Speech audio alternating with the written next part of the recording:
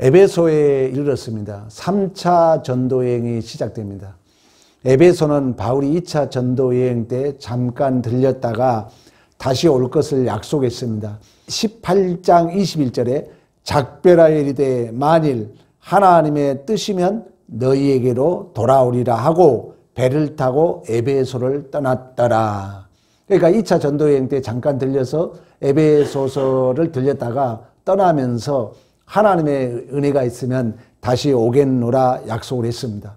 아마 그때는 급하게 갔던 이유는 6월절 이스라엘 그 절기로 아마 겨울이 닥치기 전에, 겨울이 오면은 그 바다가 얼어버리거든요. 지금이야 날씨가 온전히 따뜻합니다만 옛날에는 너무 추운 그런 겨울이었기 때문에, 그래서 빨리 지중해를 건너야 되기 때문에 급하게 아마 에베소 교회를 떠난 걸로 우리가 추측할 수 있습니다. 오늘 본문은 사도행전 18장 24절 28절에 바울이 3차 전도 여행이 시작된 사실과 이제 에베소서에서 전도 사역의 시작을 소개하고 있습니다. 근데 에베소서에 어떤 제자들이 요한의 세례만을 알고 예수 그리스도의 세례를 모르고 있었다는 것입니다. 마지막 선지자를 세례 요한까지 봅니다.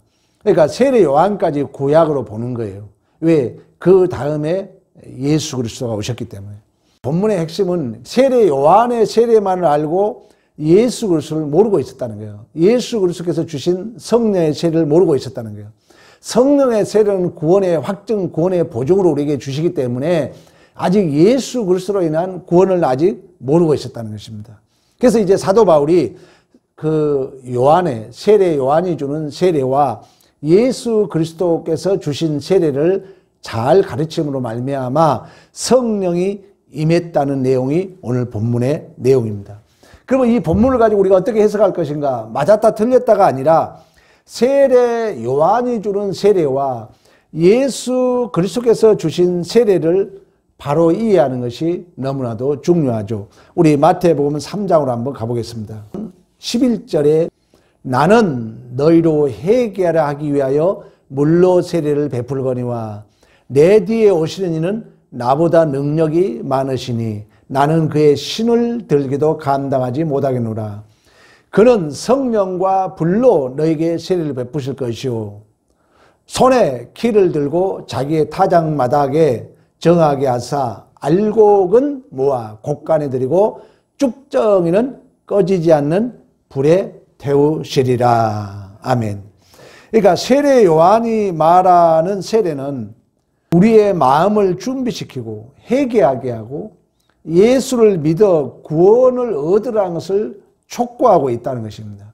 그러니까 세례 요한이 주는 세례는 참다운 구원의 세례가 아니라는 거예요. 그러니까 세례 요한이 주는 세례는 구원을 이루는 세례가 아니라 십자가의 구원이 필요하다는 준비하라는 것.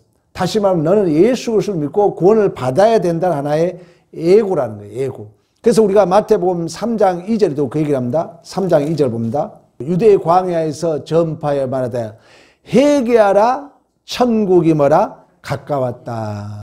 우리는 구원받기 위하여 순종합니까? 구원받았기 때문에 순종합니까? 구원받았기 때문에 그렇다는 거예요. 이게 차이가 있다는 거예요.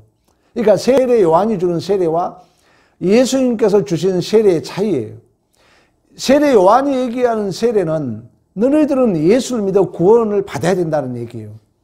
그러나 예수 그리스도께 주신 세례는 너희들은 이미 예수로 말미암아 구원을 받았다는 것입니다. 우리의 신앙이 엄청난 차이가 있는 것입니다. 세례 요한이 주는 세례라는 것은 구원의 필요성을 간절히 요청한 것입니다. 이 요청이라는 것은 내가 더 열심히 해야지 결단하고 다짐은 하지만 늘 염려와 근심과 걱정이 있으며 싫으면 포기할 수 있어요. 우리가 구원받기 위한 열심, 순종, 충성이 아니라는 거예요. 구원받았기 때문에 우리는 헌신하고 충성하고 또한 우리는 순종하는 줄로 믿습니다. 이게 차이가 있다는 거예요. 그러니까 우리가 하는 것은 모든 것은 구원받은 자로서의 명예롭고 복 있는 기회이고 특권이고 자랑이고 복인 줄로 믿습니다. 포기할 수가 없는 거죠. 그러나 구원받기 위함이라면 중간에 포기할 수 있는 거죠. 예를 들면 지금 내가 국가대표라면 당연히 열심히 훈련도 하고 연습할 거 아닙니까? 근데 내가 국가대표를 되기 위한 훈련이라면 내가 싫으면 안 해버리면 되거든요. 내가 힘들고 내가 다짐을 했다가 결단을 했다가 내가 포기해버릴 수가 있거든요. 그러나 우리는 이미 예수 그리스도로 말미암아 세례를 받았다는 거예요. 세례를 받고 성령의 확증으로 성령의 보증으로 우리와 함께 하신 줄로 믿습니다. 그렇다면 우리는 포기할 수 없다는 것입니다. 우리의 신앙이라는 것은 중단될 수 없다는 것입니다. 성경이 말하는 신자의 신분과 지위라는 것은 예수 믿는 자로서 이미 천국 백성, 하나님 자녀가 된 줄로 믿습니다. 그러나 하나님이 우리에게 아직도 순종을 요구하고 헌신을 요구하고 올 때 여러분들이 예배에 나와야 되는 것은 그 수준과 지위에 맞는 그 수준의 완성, 이 완성은 아직에 있다는 거예요. 그래서 내가 더 깊어지고 넓어지는 그 구체화, 실체화를 하나님 앞에 요구받고 있다는 것입니다. 그래서 여러분들이 신앙생활이 나는 이미 하나님의 자녀로 출생했고 아직 내가 좀 부족하다 해서 또 그 하나님이 요구하는 수준에 좀 못 이뤘다 해서 절대 우리는 낙심하거나 절망하거나 우리의 믿음이 흔들려서는 되지 않을 줄로 믿습니다. 여러분들이 순종하는 것은 내가 이미 받은 자로 복이라는 거예요. 받은 자의 복. 하는 게 복이에요. 우리 자주 예를 들었잖아요. 내가 국가대표라면 훈련하고 연습하고 가서 축구, 운동, 경기 하는 게 복이잖아요. 근데 이 믿음이 없으면 내가 이유가 된다. 할까 말까 다짐하고 결단했다가 내가 안 하면 끝나는 거예요. 왜? 그것은 구원받기 전에 요구예요. 세례, 요한이 주는 세례는 그런 의미라는 것입니다. 그러나 예수께서 주신 세례는 확증으로 성령이 내 안에 계신다는 것은 이미 이제 나는 하나님의 자녀가 되었기 때문에 신적 보증으로 신적 확증으로 성령이 내주하셔서 그 수준에 이르도록 우리에게 요구하고 또 그 수준에 이르도록 훈련받고 연습하여서 결국 내가 깊어지고 넓어지고 구체와 실체와 그 완성에 이르게 한 줄로 믿습니다. 이처럼 신자라는 것은 이 세상의 가치와 이 세상의 원리와 이 세상의 법칙과 비교할 수 없는 하나님의 자녀의 신분, 또 하나님의 자녀의 지위, 직분을 우리가 가지고 있다는 것입니다. 이 믿음이 없으면 우리는 자꾸 세상적인 것과 비교해서 손해봤다고 착각할 수가 있거든요. 교회에 나오려면 뭐 80이 넘으면 가겠다, 70이 넘으면 가겠다 해서 아직 못하. 그러니까 세상에서 더 즐기고 싶은 거예요. 그러니까 우리는 예수 믿는 복이 큰 줄 알면은 세상에 그 무엇도 부러울 것이 없잖아요. 뭐 세상 사람들이 여러분 교회에 나온 걸 미루다가 그들이 남는 건 뭡니까? 온갖 상처, 아픔, 억울함만 남잖아요. 근데 우리 역시 그럴 수 있다는 거예요. 내가 예수 믿는 게 복이라는 것을 모르면은 자꾸 세상적인 것에 미련을 갖게 되고 세상적인 것에 내가 손해봤다 생각할 수 있다는 거예요. 그러나 여러분 세상에 주는 게 뭡니까? 솔직히 뭐 경쟁, 상처, 억울함, 분노. 왜? 제약 속에 살기 때문에. 그러니까 우리는 예수 믿고 사는 것이 얼마나 복이라는 확신이 있어야 되거든요. 이게 없으면 자꾸 세상적인 것에 내가 손해보고는 있지 않나 이런 아쉬움을 가지고 있다는 거예요. 그럴 필요 없다는 거예요. 우리는. 예수 믿는 게 얼마나 복입니까? 예수를 잘 믿으면 염려할 게 없잖아요. 여러분 근심할 게 없잖아요. 내가 하나님 앞에 당당한 신앙생활 하면은 여러분 그 평안은 세상과 비교할 수 없잖아요. 우리가 누리는 복인 줄로 믿습니다. 이처럼 우리는 이미 하나님 자녀로서 그 종말론적 내세적인 천국에 대한 그 엄청난 승리와 기쁨과 새 생명에 대한 그 자랑과 특권이 우리는 이미 주어져 있는 줄로 믿습니다. 우리가 확보되어 있다는 거예요. 그런데 이 믿음이 없으면 자꾸 세상적인 것에 미련을 가지고 갈등을 유발한다는 것입니다.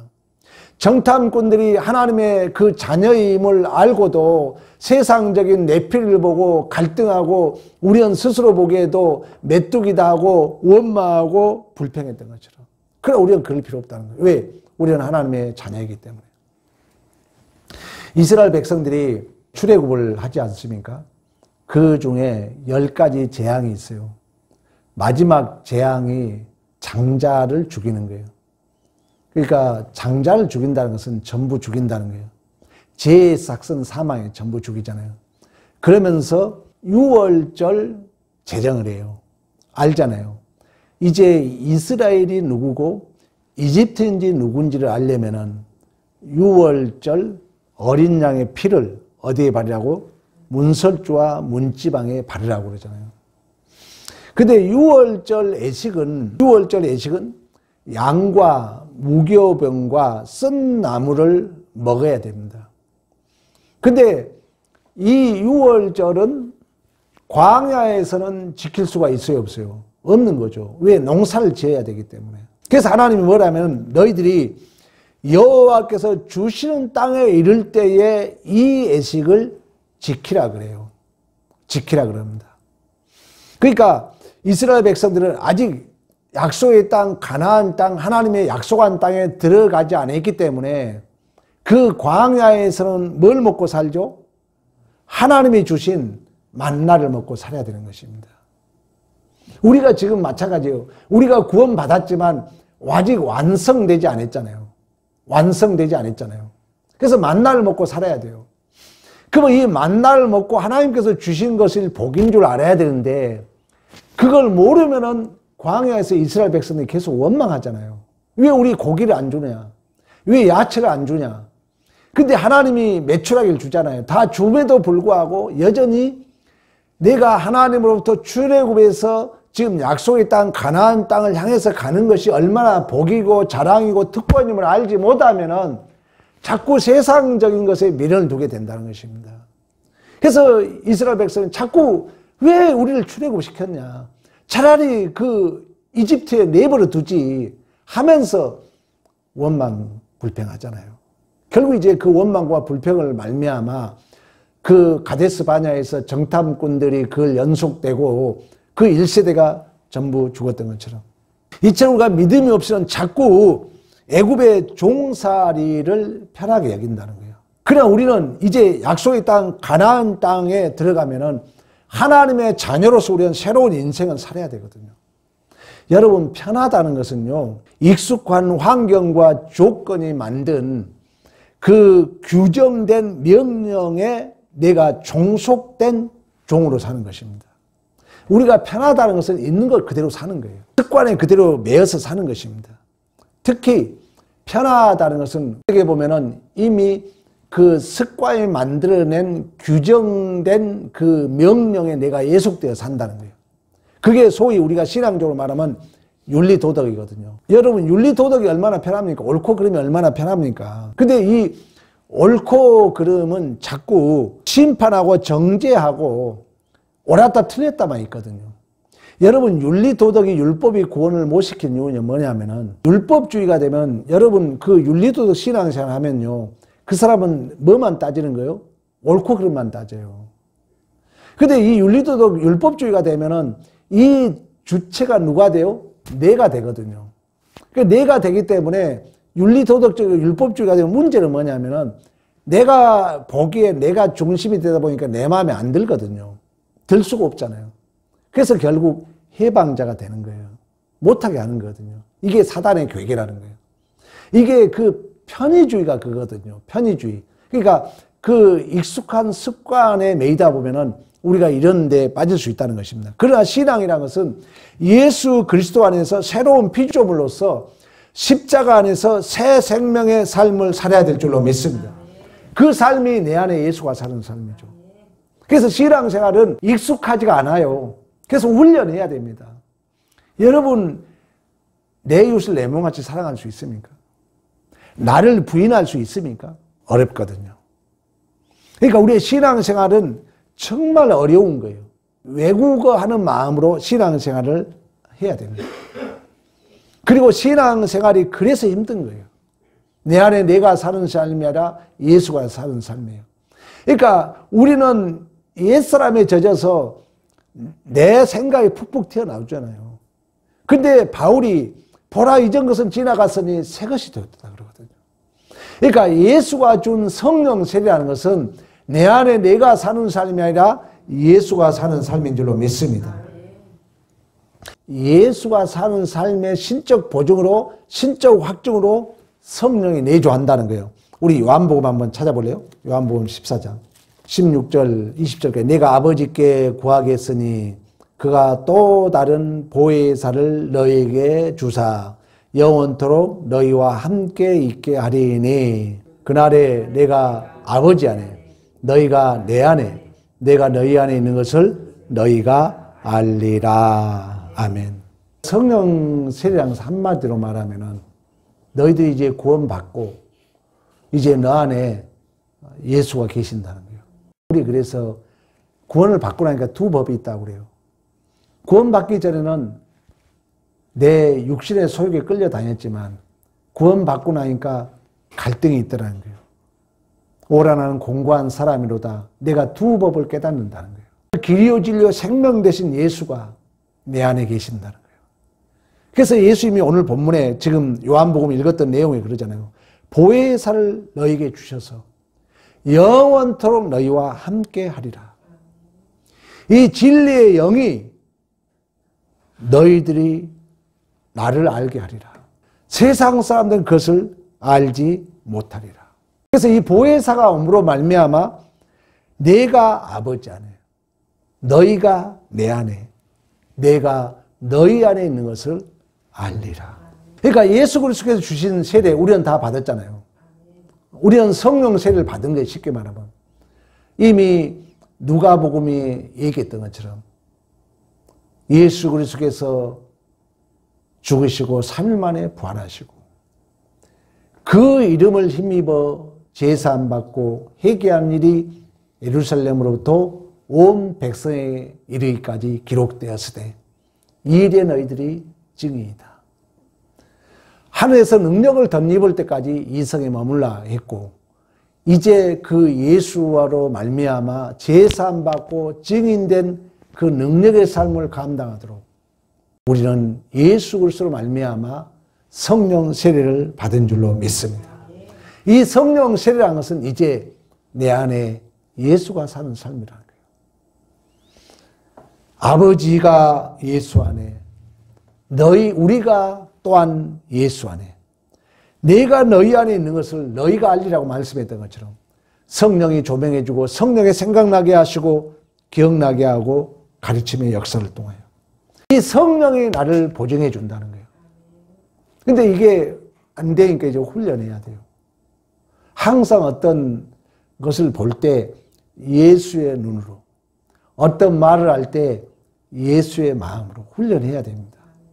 그냥 우리는 애굽이 좋아요. 애굽 삶은 내가 종이니까 그냥 끌려가는 거예요. 그냥 무의식 속에 끌려가는 거예요. 그러나 이제 우리는 그러면 안 된다는 거예요. 뭔 말을 해도 좀 천천히 하면서 예수의 마음으로.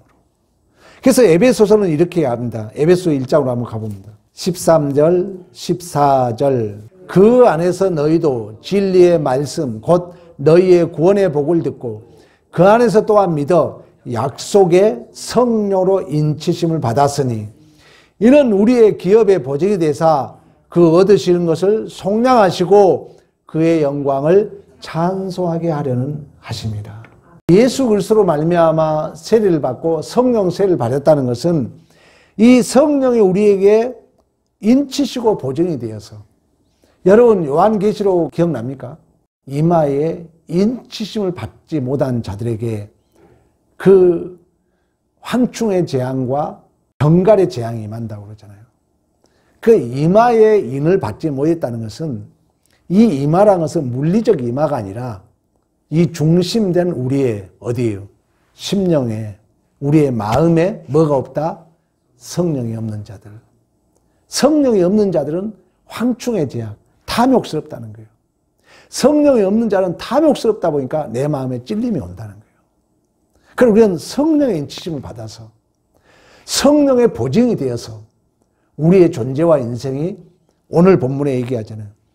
그 영광을 찬미하게 하려 하심인 줄로 믿습니다. 이처럼 우리 신자라는 것은 하나님의 자녀로 이미 신분과 지위가 확보되었기 때문에 그 보증으로 우리는 예수로부터 세례를 받았다는 것은 예수로 말미암아 우리가 하나님의 자녀가 되었기 때문에 예수로 말미암아 제사함을 받았기 때문에 성령이 그 보증으로, 그 확증으로, 인치심으로 우리 안에 내주하셔서 그 하나님의 하나님 되심을 우리 안에 증언하게 하시고 영광과 찬송이 되도록 우리를 완성시켜 가신 줄로 믿습니다. 결국 이처럼 성령 세례라는 것은 하나님의 자녀로 신분과 지위에 합당한 수준으로 완성의 확증, 완성의 보증 수표라는 거예요.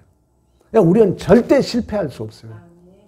그러니까 구원론의 성령의 인침, 한번 보증 수표를 주면은 취소할 수 없는 것입니다.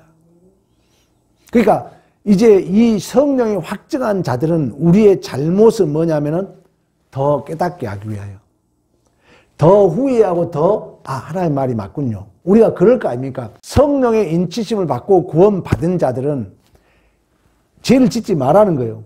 이게 지금 불로 달고 야 만지지 말아라 만지지 마라 말을 안 듣는 거예요. 그러면 하나님이 말을 안 들어? 하나님이 허용한다는 거예요. 그래서 만지게 해요. 뜨거워요. 그리고 그 다음에는 하나님이 만지란 말이 맞아 틀려요. 맞다는 것이 내가 항복이 되는 거죠. 뜨거운 맛을 본 자는. 그리고 다음에 이런 죄의 유혹이 오면 넘어갈까 안 넘어갈까? 안 넘어가는 거죠. 그래서 제2의 허용의 섭리가 외면에 나와 있는 거예요. 그래서 어거스틴이 오 거룩한 죄여 펠렉스 쿨파 오 은혜로운 죄여 고백을 했다는 거예요. 그 말은 죄를 지으라는 절대 아닙니다. 자, 예를 들면 아담이 여러분 타락하지 않았다면 얼마나 좋아요. 솔직히 우리 그 예를 들어볼 수 있잖아요.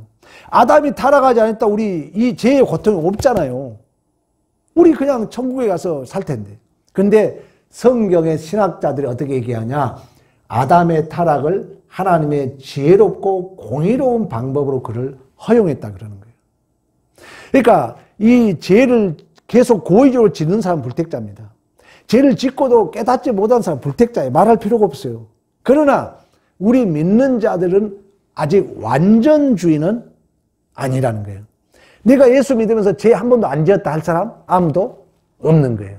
근데 그 죄는 하나님이 지으라가 아니라 너 거룩하게 살아라. 만지지 말아라. 근데 우리를 기계적으로 끌고 가지 않잖아요. 인격적으로 끌고 간다는 거예요. 하나님은. 우리를 설득해 가고 항복해 간다 그래요. 그래서 성경에 나와 있는 모든 주인공들이 죄를 지어요 안 지어요? 엄청난 죄를 짓잖아요. 바울, 베드로, 아브람, 다윗, 솔로몬 어느 누구인 아무도 없어요. 결국 그런 죄가 이제 자각됨으로 내 의가 완전히 폭로와 더불어서 하나님 앞에 완전히 차압되는 거예요. 그래서 오 주님 나는 티끌입니다. 나는 죄입니다. 주님 나 붙들어 주세요. 이걸 구원이라 그러는 거예요. 이게 완료 시점이 뭐냐? 내가 완전히 없음의 자리로 가는 그 죽음을 통해서 구원이 완성되는 줄로 믿습니다. 이처럼 하나님은 성령의 보증을 그래 해준 거예요. 중생의 성령의 사역의 세 가지 뭡니까? 조명해 준다는 거예요. 자각하게 한다. 자각. 그러니까 성령이 내조한 자는 죄를 지으면 지을수록 마음을 아파할까 안 아파할까? 아파하죠. 내가 내 가슴을 치는 거야. 내가 오늘 또 실수했구나. 그런 게 없어. 그 사람 불택자니까 말할 필요가 없어요. 그런데 성령이 우리를 자각해 주기 때문에. 그러므로 말미암아 리폼드 개혁이라 그래서 개혁. 그런 사람들은 다시금 하나님 앞에 예수에게 돌아온 줄로 믿습니다. 그래서 여러분 그걸 잘 설명해 주잖아. 누가복음에 두 아들에서 비유해 주잖아요. 그 죄를 자각하지 못한 아들은 율법주의에 사는 거예요. 잘했다 못했다만 따지는 거예요. 그러니까 우리는 죽었다가 살았잖아요. 잃었다가 살림을 받았잖아요. 그래서 탕자를 아버지 그 어떤 신학적 수로 보면 허용해 주는 거죠. 아니 아버지가 살아있는데 아버지 내 분깃 주시오. 유대 법으로 돌에 맞아 죽어야 돼 그 아들은. 근데 분깃을 가지고 나가잖아요. 화랑방탕하잖아요. 근데 돌아올 때 그 죄인 앞에 죄인을 용서해 주면 또 누구도 돌에 맞아 죽어야 돼. 아버지도 돌에 맞아 죽어야 돼. 근데 그 아버지가 달려가잖아요. 달려가요. 그리고 안아주고 살진 송아지를 베풀어서 가락지를 끼워주고 신발을 신기고 잔치를 베풉니다. 왜? 죽었다가 살았기 때문에. 죽었다가 살렸기 때문에. 잃었다가 찾았기 때문에. 이것이 관념론적인 구원이 아니라 우리도 실제적으로 경험을 해야 돼요. 내가 제 고통을 겪음으로 우리 주님이 얼마나 내 죄 때문에 아파했을까. 이런 것들이 오버랩 되면서 진정한 하나님과 나와 믿음의 관계가 구체화, 실체화 되어가는 줄로 믿습니다. 그 보증이 뭐라고요? 성령 세례라는 거예요. 성령 세례. 예수가 주는 세례라는 거예요. 요한에 주는 세례는 우리에게 구원의 필요성만 얘기할 뿐입니다. 자, 그렇다면은, 우리에게 주신 고난, 우리에게 주신 환난이 그런 의미에서 우리에게 손해다 유익이다? 유익이라는 거예요. 그래서 시험을 만나도 언제 기쁘게 여기라. 너희가 불시험을 만나도 이상히 여기지 말아라. 중요한 얘기입니다. 그러면서 우리 로마서 찾아보고 마무리하겠습니다. 로마서 8장 14절 16절 무릇 하나님의 영으로 인도함을 받는 사람은 곧 하나님의 아들이라. 너희는 다시 무서워하는 종의 영을 받지 아니하고 양자의 영을 받았으므로 우리가 아바 아버지라고 부르짖느니라. 성령이 친히 우리의 영과 더불어 우리가 하나님의 자녀인 것을 증언하나니 자녀이면 또한 상속자 곧 상속자요 그리스도와 함께 상속자니 우리가 그와 함께 영광을 받기 위하여 고난도 함께 받아야 할 것이니라. 아멘. 26절 8장 26절 이와 같이 성령도 우리의 연약함을 도우시나니 우리는 마땅히 기도할 바를 알지 못하나 우리의 성령이 말할 수 없는 탄식으로 우리를 위하여 친히 간구하시니라. 아멘. 성령이 내 안에 임한다는 것은 항상 하나님이 내 편 들어주겠다는 거예요. 내 편. 우리가 어떤 정황이 있다 할지라도 하나님은 내 편인 줄로 믿습니다. 여러분 편을 들어주겠다는 거예요. 그렇다면은 우리가 우리의 신앙이 부정적이지 않고 더 긍정적이고 적극적으로 그러한 연장선상에서 이러한 내용이 끝나면은 로마서 12장으로 가봅니다. 12장 1절 2절 그러므로 형제들아 내가 하나님의 모든 자비하심으로 너희를 권하노니 너희 몸을 하나님이 기뻐하는 거룩한 산 제물로 드리라. 이는 너희가 드릴 영적 예배니라. 너희는 이 세대를 본받지 말고 오직 마음을 새롭게 함으로 변화를 받아 하나님의 선하시고 기뻐하시고 온전한 뜻이 무엇인지 분별하여라. 아멘. 우리는 예수 그리스도로 말미암아 성령 세례를 받았습니다. 우리는 하나님의 자녀입니다. 우리는 하나님 나라의 특권, 가치, 복을 다 소유한 자들이에요. 세상 부러울 것이 없어요. 그리고 우리의 부족함이 있어요. 우리의 실수가 있어요. 그럼에도 불구하고 하나님이 우리 편을 들고 우리를 더욱더 복되게 완성시키겠다는 그 보증으로 누가 와 계신다고요? 성령이 와 계신다는 거예요. 성령이 우리의 말할 수 없는 탄식으로 빌어준다는 거예요. 성령이 항상 내 편 들어준다는 것입니다. 내가 좀 실수해도 하나님은 우리 권사님 편이라는 거예요.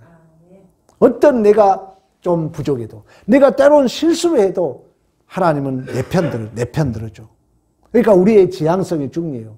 하나님 내가 이렇게 실수했군요. 그때 하나님 내 편 들어줘요. 그러니까 우리가 항상 하나님을 향한 마음만 갖는다면 하나님은 반드시 우리를 영광과 찬송을 받으시게 하려 하심이라는 그 약속을 확실하게 이루기 위하여 성령이 내 안에 내주하기 때문에 어떤 상황 어떤 정황도 그 하나님은 내 편 들어서 결국 실패함 없이 중단됨이 없이 우리를 구체와 실체와 하나님의 자녀다운 자로 만들어 간 줄로 믿습니다. 그 시간 그 사건이라면 우리의 존재를 하나님이 기뻐하는 산제물로 드려라. 이게 오늘 본문의 핵심입니다. 이러한 복된 삶을 사시기를 간절히 축원합니다.